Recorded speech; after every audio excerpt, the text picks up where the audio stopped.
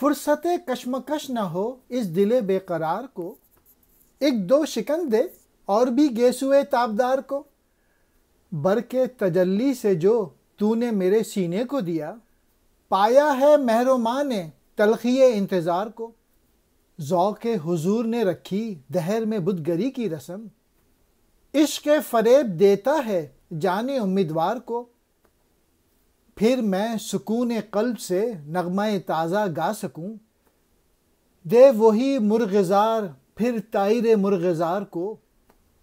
طبع بلندی دی مجھے بند بھی پاؤں سے کھلیں، بخش دوں بوریا پہ میں خلط شہر یار کو۔ سنگ جو تیشے سے کٹا کیا ہے مقام گفتگو، عشق تو دوش پر اٹھا لیتا ہے کوثار کو۔ گوتم بدھ کی باتیں سن کر اب رقاصہ کہتی ہے، تو اس بے قرار دل کو کشمکش کا موقع یا اجازت نہ دے۔ تو اپنے پیچیدہ گیسوؤں میں ایک دو بل اور ڈال کر یہ بے قراری دور کرنے کا باعث بنیں گے۔ تیری وجہ سے، تیری توجہ سے میرے سینے میں وہ برق تجلی ہے کہ میں نے چاند اور سورج کو بھی انتظار کی تلخی سے دوچار کر دیا۔ مطلب یہ کہ تیری تجلی کے باعث میرے سینہ میں پیدا ہونے والی روشنی کو چاند اور سورج بھی دیکھنے کے لیے بے قرار ہے۔ محبوب کو اپنے حضور دیکھنے کے ذوق نے دنیا میں بت گری کی رسم کی بنیاد رکھی۔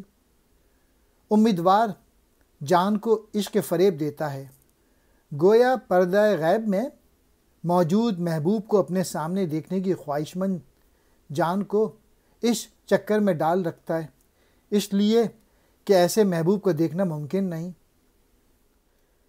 اس خاطر کہ میں دلی اطمینان سے کوئی نیا نغمہ چھیڑوں، تو پھر سے سبزہ زار کے پرندوں کو سبزہ زار کی طرف بھیج، یعنی جس عالم ارواح روح کی دنیا سے میری آمد ہوئی ہے تو مجھے وہاں لے جا، پھر دیکھنا کہ مادی دنیا کے بندھن سے آزاد ہونے کے بعد میرے نغمے میں کیسی تاثیر و دلکشی ہے۔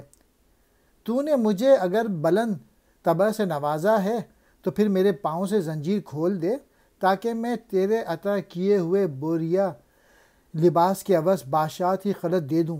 دوسرے لفظوں میں مادی دنیا کی فانی شان و شوکت سے بے نیاز ہو کے فقر و درویشی اختیار کر لوں، جس میں بقا بھی ہے اور بلند مرتبی بھی۔